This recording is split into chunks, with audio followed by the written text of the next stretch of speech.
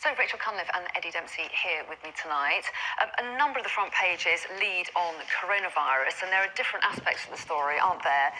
You picked out the Eye, first of all, which focuses on the latest British cases. Yeah, I mean, the coronavirus story has been going since the start of the year, and it felt a little bit like the news reports about it were dying down and that China had contained it.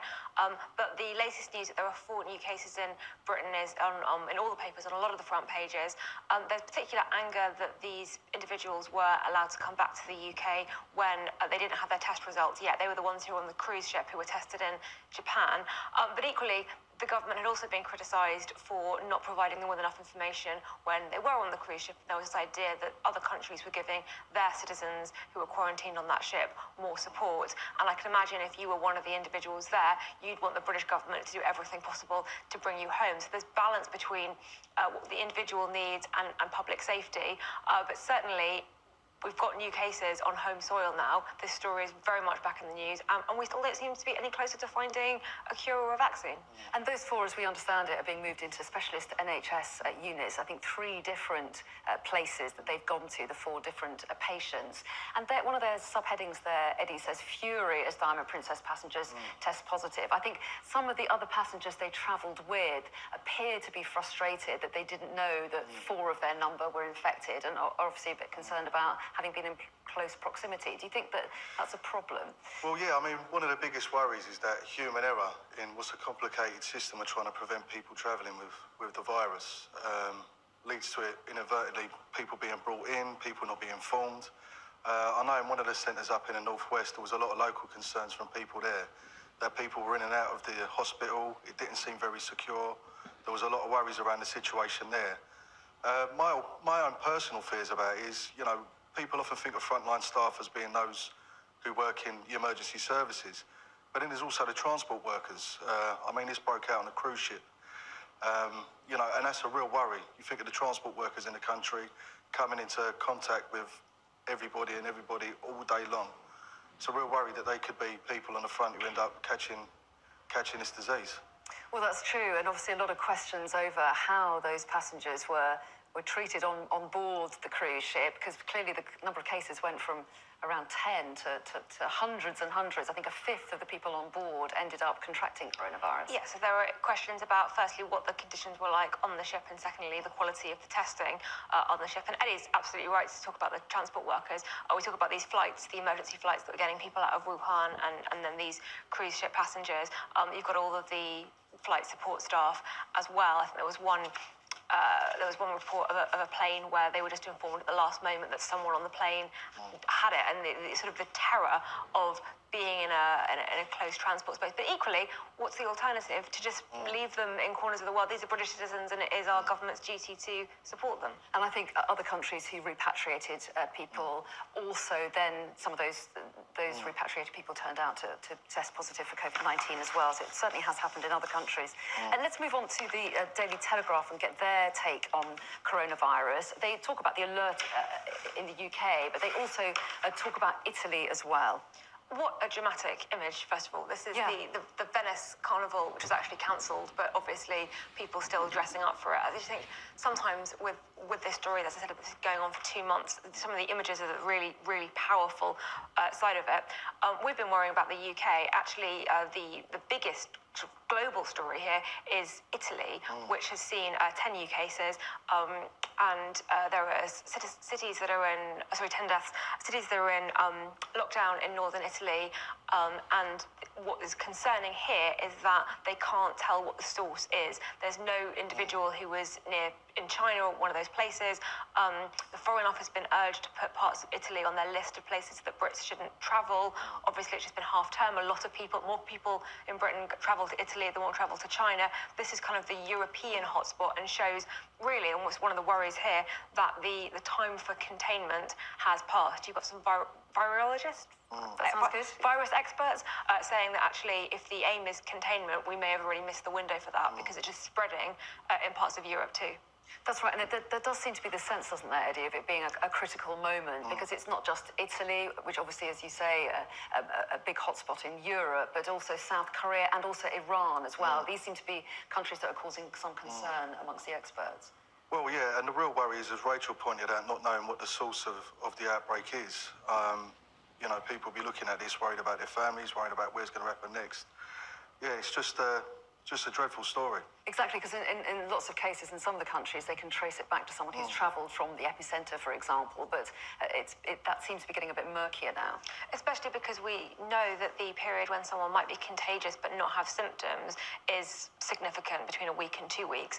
And that means that it's very difficult to trace the source because you can't track where you've got 2 weeks, and if you think about all the people who someone comes into contact with in those 2 weeks, I have to say the conditions in the Italian quarantine towns sound sort of draconian. I can totally understand why, but there are police guarding these towns, and people aren't allowed out, and people are warned if they go in, they won't be allowed out again. And I guess obviously similar things were happening in Wuhan, but that's very far away, and we're kind of maybe more used to the Chinese government having quite strict control over its citizens. To have something like that happen in Italy, very, very close to us, just shows the consequence of this. Indeed. And so let's move on to another aspect of this, which is picked up by the Financial Times. As you might imagine, a lot of their readers, businessmen, and so they focus a lot about the concern about the impact on various countries' economies. Well, so I said that Venice Carnival was cancelled. Milan Fashion Week was held behind closed doors. And while the death count is still relatively low, considering how many cases there are, it's the economic impact that people are really worried about. You had the G20 finance ministers meeting this week in Saudi Arabia, talking about what they were going to do about it. Just to read some stats, they think that the virus could knock 0.4 percentage points off China's GDP, which would cut global GDP by 0.1 percentage points. That doesn't sound like a lot, but you've got to think of the, first of all, it's the global economy, and secondly, that's if China recovers. We're already starting to see the impact on supply chains. There are factories that are closed, there are shortages, we have such a globalized economy that when you have holdups in some parts of the economy, it isn't very long before you start seeing problems with the end product. And it is really anyone's guess how long it will take the global economy to recover from this. That's right, and it's a reminder of just how interlinked many different industries are now internationally. Yeah, and so everything's when just one in country time. suffers, Everything's just in time, not just production, but also the deliveries of goods and services. Everything's right at the last minute and just in time. So one little hiccup and the whole thing's disrupted. And tourism as well, of course. Yeah, and also the way people work now as well. So a lot of the companies that are here based in Britain, people are required to travel across Europe, other parts of the world, a lot more than they probably were even 10 years ago. So the amount of travel that's involved, even in work, relatively away from transport and stuff like that, it's really high. So let's move on to another issue that has also made the front page, or certainly it's on the front of the Times. It's their main story. It features in the Telegraph as well. And this concerns Priti Patel clearly being frustrated at briefings against her. So this is a story today's paper. I forget when you do the paper review, what day it is. It's very confusing. This weekend, let's go with that Priti Patel, the Home Secretary, had lost the trust of MI5 and the intelligence services. And MI5 has hit back today, and in the Times, it said actually completely false. They have full confidence in the Home Secretary. Well, they would say that, wouldn't they? That's sort of their job.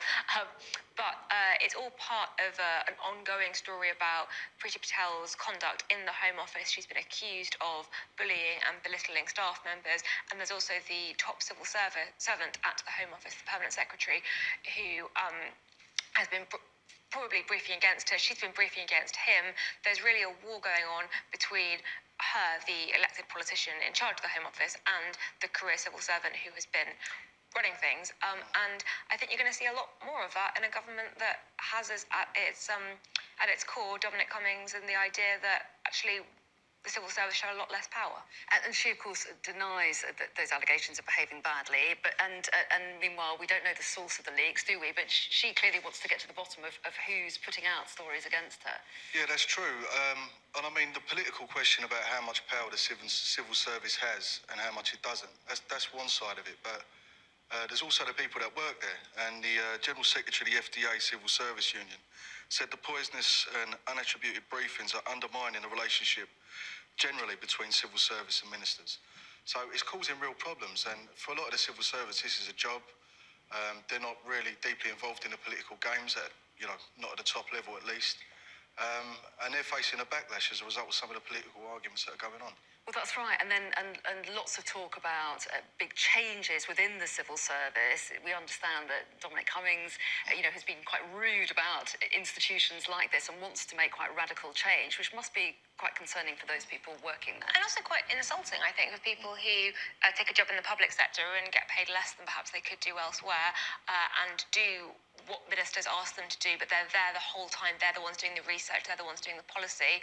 And then you have Dominic Cummings come in and say, you're the problem and you're holding us back. Now, Dominic Cummings is sort of wants a more American-style civil service system where when you get a new government, a new president, you get a new set of civil servants and advisors, whereas we have an institution where the idea is, doesn't matter who's in power, you work for them and you do the job, and then you get that institutional knowledge. And that also means that civil servants can't hit back when the politicians attack them. So it's really about what kind of model you want. Do you want the institutional knowledge, or do you just want the government to be able to do whatever it wants immediately? Well, that's right. And do you have some understanding of that, of a different system that some governments might feel we want to have everybody on board with our mission and then we can push it through more easily? Yeah, I mean, you can understand the government wanting to do that, but at the same time, these are people who've gone to work in the civil service as a vocation, and they shouldn't be used as a political football in this way. Okay, we're going to take a break. Plenty more issues to discuss very shortly, though, including could this be the Democratic candidate who will stop Donald Trump in his tracks? We're going to be talking about that after the break.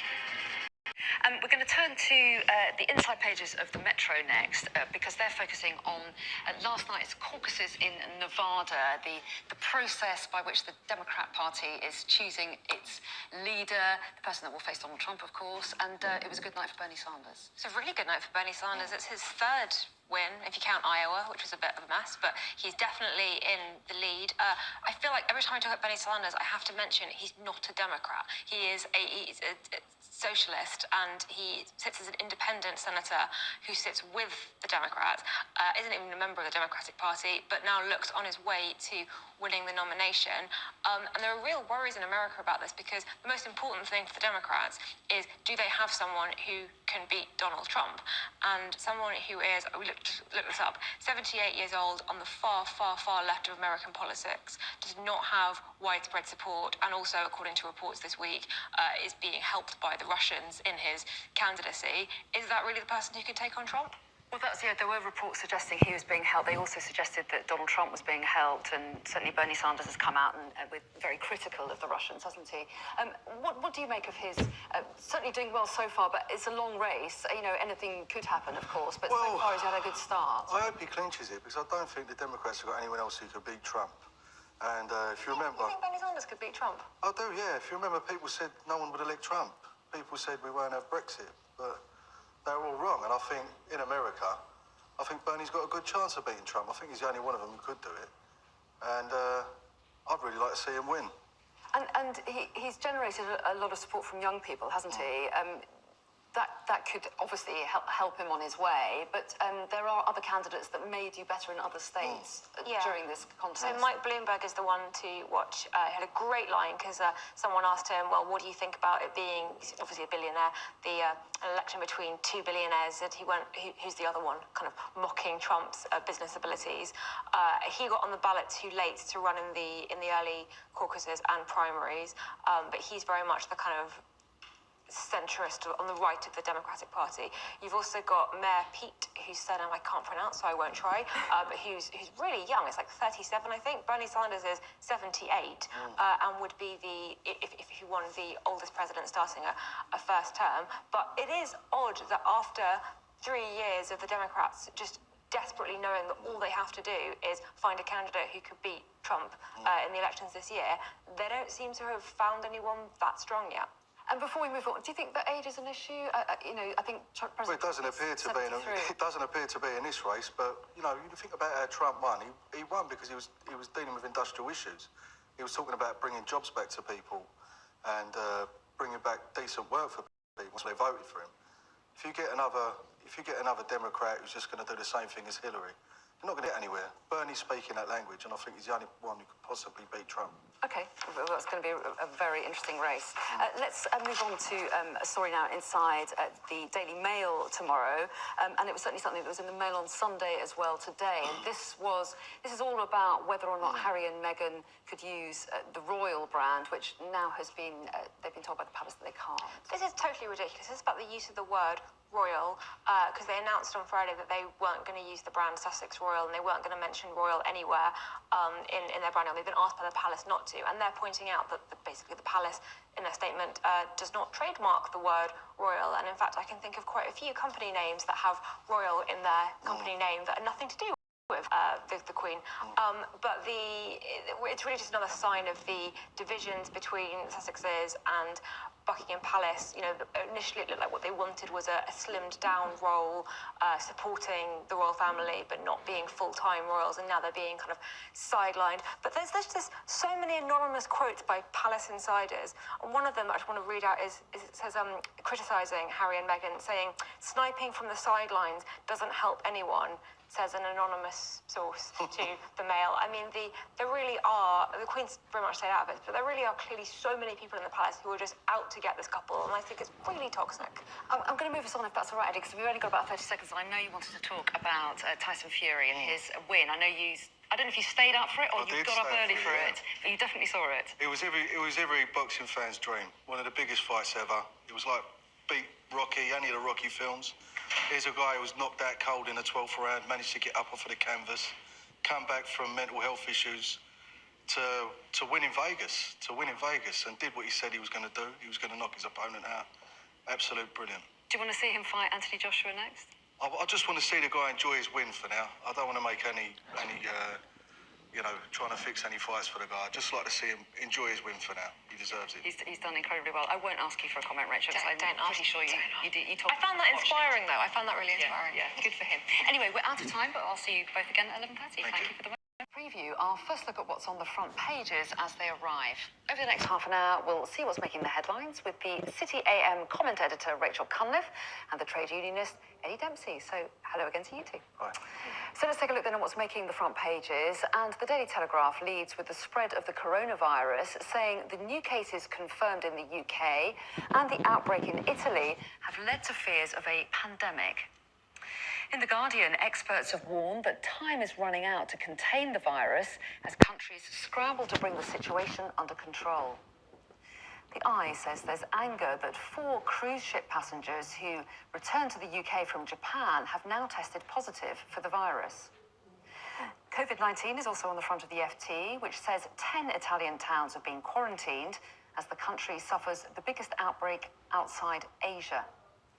Well, the Metro has the story of a woman who was violently attacked when she stepped in to defend her Chinese friend from being racially abused over the virus outbreak. The Times reports that Priti Patel has called for an investigation into Home Office leaks. The Mirror has a picture of what it says is the inside of a chicken shed in the US, where the birds are reportedly washed in chlorine after being killed. The Daily Mail features the NHS on its front page. They say that nurses could be trained to perform surgical procedures in a new scheme to cut waiting times. And the Daily Express reports that 2 million people are on the verge of developing type 2 diabetes, according to health bosses. So Rachel Cunliffe and Eddie Dempsey here with me, and you've picked out the front page of the Mirror to start off with, and this is concerning a visit by the newspaper to a chicken farm in the US. They're talking about this issue of chlorinated chicken, aren't they? What exactly are they reporting? Well, the issue of chlorinated chicken has been brought up every time we talk about international trade deals, going back as far as TTIP. And this is the practice once the animals are killed, they're washed in chlorine before they're sold on for consumption. Liam Fox has commented there's no health reasons why you couldn't eat chickens washed in chlorine. I don't think he washes his chicken in chlorine before he puts it on for the Sunday roast. But there's another element to this that often gets overlooked, and that's the conditions, the labour conditions in the supply chains here. And some of the stories, some of the reporting here is really horrific. So in the industry in America, over half of the workforce is undocumented labour. There's reports from workers here claiming they've had to wear nappies because they're not allowed to take toilet breaks. They're asked to perform repetitive tasks in dangerous conditions. And the conditions are so bad, even the government inspector, the health inspector, died from lung damage related to some of the chemicals that are used in this industry. And I think it demonstrates why really there should be a place at the table for trade unions when they're getting involved in these international trade deals to discuss what arrangements are in place for labour rights within the supply chain. And certainly the issue is controversial here. It's actually a practice that's banned here, isn't it? But the reason it comes up is because of upcoming trade talks with America and the idea of a post-Brexit deal with America. Yeah, so the UK government is due to publish its trade negotiation mandate with other countries in the next 2 weeks, and we know that there's a big push for a US trade deal after leaving the EU, but that's kind of top of the list, and we know that food safety standards are going to be a big topic because American producers want their products to be able to be bought and sold here. In terms of whether or not chlorine washes are safe, all the evidence seems to say that yes, the chlorine process itself is safe for human consumption. I mean, millions of Americans eat these chickens, but the point is that that process is used to mask the very, very bad health and rearing standards, which the Mirror is sort of reporting here. 3,000 birds in one room, they can't move, they don't even make any noise because they're just so genetically changed to grow as quickly as possible. If they were human, they would grow to 47 stone in 8 weeks.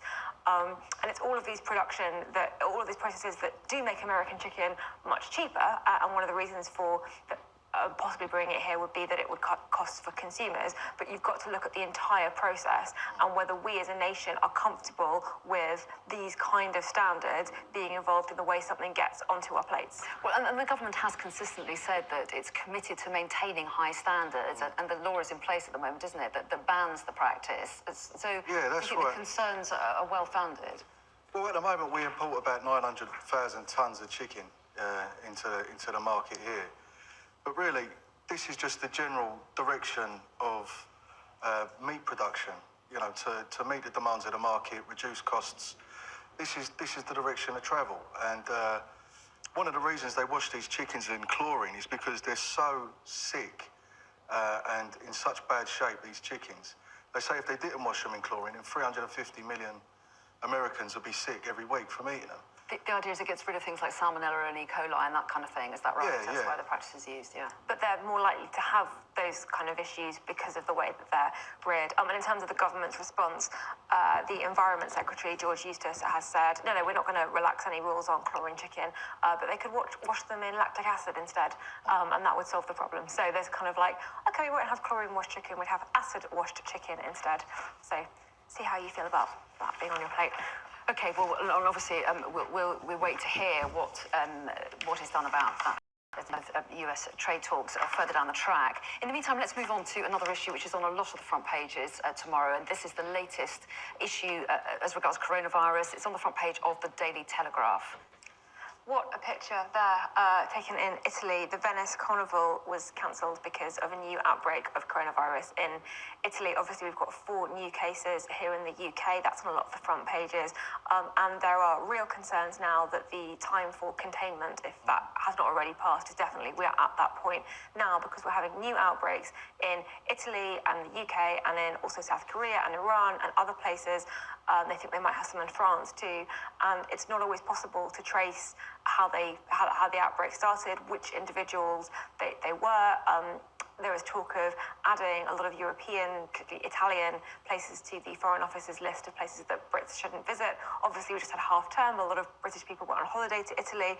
And real concerns now that if we thought it had been contained because the situation has stabilised in China, it hasn't stabilised for the rest of the world. That's right. And in their headline there, they talk about alert as UK and Italy hit. These 4 new cases are people that were repatriated from that cruise liner in Japan who have since they've got back, the test results have come in that 4 of them had COVID-19, the coronavirus, which is obviously worrying for the other passengers that travelled with them, I guess, on the way back. Yeah, it's going to be a worry. And my real worry is that at some level, human error or some degree of incompetence could make this situation a lot worse. And I've even heard anecdotal sort of evidence of the people who were isolated up in the northwest, people passing in and out of the area, people going in and out of the premises, people in the local area concerned and worried.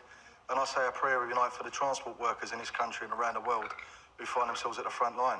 Who have to transport people backwards and forwards. I think of the first group of people that were repatriated from China, they were freed from quarantine, if you like, on Saturday. So that seems to have gone well, that particular process. But obviously concerns, and a lot of people coming back from Italy at half term, of course. Yes, and we also know about this virus that it takes a while, possibly up to 2 weeks, for symptoms to show. So the number of people that you can come into contact with in that time and not feel ill and not have any virus-like symptoms, you can see very quickly how something like this can spread. That's right, and the government's saying that those people that went on the flight from Japan had no symptoms, which shows you just how hard it is to pick the virus up, potentially.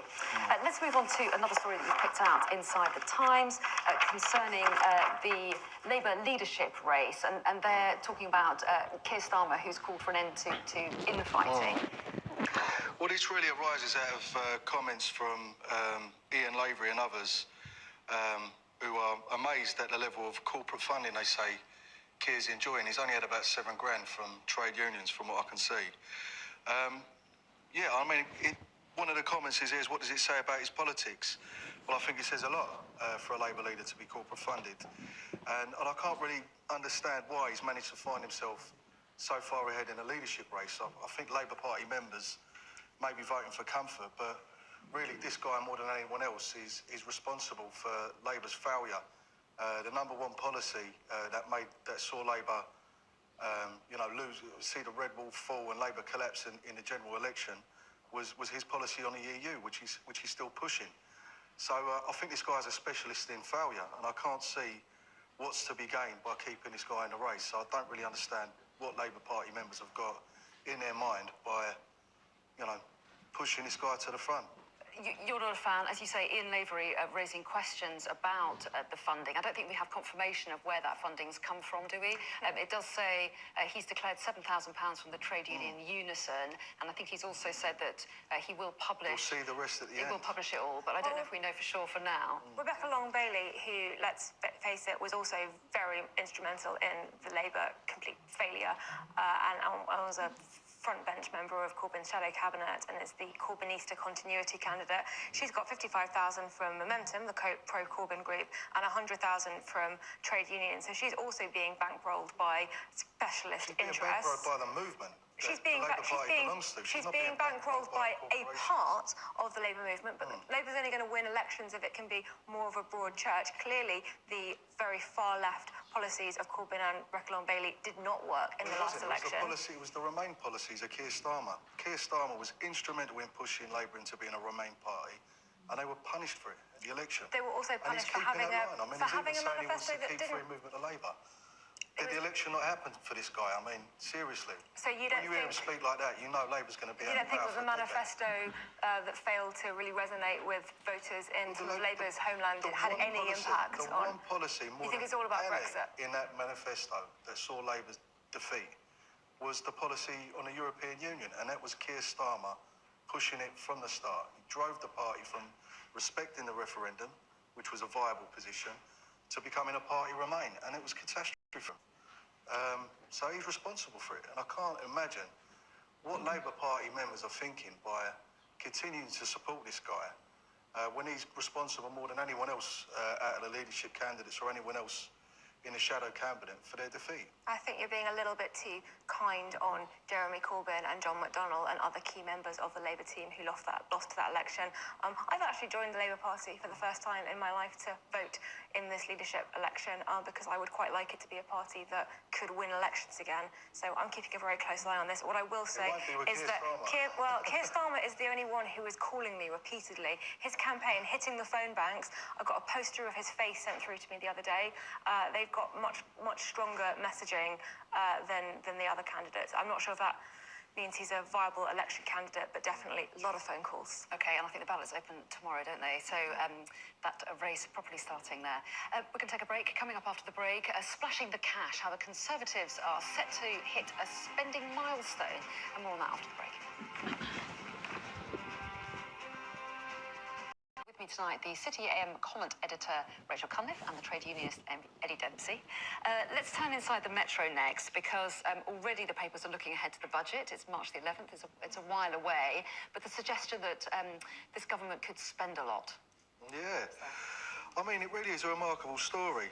They're talking about increasing borrowing from 41 billion in 18-19 to 64 billion by 21-22, which will bring borrowing set to outstrip Blair, the Blair era New Labour government. And it just makes you think, we just went through all those years of austerity. You think of all the people that, you know, some people lost their homes, people lost their jobs, people took pay cuts, people ended up working more hours to try and get through that stretch. And all of a sudden, you know, it's bonanza time, we're back at the spending. And it just makes you think the whole thing was just really cynical. That for that whole period, the whole mantra that austerity had to happen and everyone had to tighten their belts. And then they turn around it when it suits them and all of a sudden they're back to the spending. And the new Chancellor is even talking about higher spending will require higher taxes. I mean, this is crazy stuff. You wouldn't expect this from a Conservative government. And it really just, you know, for somebody who spent years arguing against the austerity agenda of the previous couple of governments, to see this is really shocking. But are you pleased to see it, given that... Pleased to see spending. I mean, some of the taxes he's talking about raising, though, he's talking about raising it through programs like IR35, which is going to see people who are contractors who were previously set up as limited companies, so they're not regarded as employees and have got no workers' rights, are now suddenly going to be taxed as if they are full-time employees. So he's prepared to take contractors who previously they wouldn't regard as workers and now tax them as if they are workers, but without any workers' rights. I presume we don't So know it just that goes yet. to show where they are. Is that one of the Putting their hands in suggestions? people's pockets. Yeah. Well, the IR35 is due to come in April. 6th of April. Oh, that's already happening, right? And actually affects me. I might end up being an employee of Sky. That would be fun, wouldn't it? But it is going to hit a lot of contractors, and it is something that people have called on the new Chancellor to review. Obviously, we weren't even sure this budget was going to go ahead because he wasn't the Chancellor a week and a half ago. So a huge amount on his plate. And it's definitely true that this is not the usual set of policies you'd expect from a Conservative government, but it's all part of the strategy to hang on to those Labour red wall seats that turn blue, isn't Well, it? it just goes to show you how cynical they are. They punished us with years of austerity, social programmes shut, people out of work, people losing their homes. But when it comes to, you know, political survival, they're prepared to drop all of their financial rules, kick the spending in, because they want to keep working class votes in the north. It's shameful. Okay, let's move on to the front page of The Guardian now. And obviously a grim time for a lot of people who've been suffering with flooded homes and flooded towns. The suggestion here that there are still houses planned on flood vulnerable areas. Yeah, so 11,000 housing developments being planned on areas that are high risk of flooding. And it's really difficult because we've got a housing crisis. We need to build more houses. However, we've also seen with the extreme weather events the devastating impact of floods if these continue to get more frequent, and if we don't invest in flood protections, then you're just building new houses that are inevitably going to get destroyed the next time this happens. Also, where has Boris Johnson been throughout all this? Really, he's facing criticism for his level of attention to the floods back before the election. He was out there mopping things up in all those parts of the country. And now this time, now that he's won the election, he's sort of disappeared. Although George Eustice has said he's very engaged with the issue, and it's the cabinet's not just a one-man show, that other people can get out there and represent him. I'm going to move on only because I know you want to talk about this next story, and we haven't got very long left, so let's whiz on to it, shall we? Because this is inside The Times. A top dog, world's priciest collie, fetches 19k. You know Really how much impressive. I love an animal story. That's Megan. She is a sheepdog, and she's been sold not quite for £19,000, £18,900 to an American beef cattle farmer, Wagyu beef cattle farmer from Oklahoma. And there's this lovely story about her owner, who is she's written about basically being a female shepherdess and her struggles with that, and she's been called Britain's loneliest shepherdess because she's found it really difficult to find love, but she has reared this incredible dog worth £19,000. Very good He's word, so Eddie. cute. Big fan, colleagues. Yeah, big fan. Absolutely beautiful animal. It is. Okay, we're out of time, but always good to see you both, Rachel and Eddie. Thanks very much indeed. Thank you.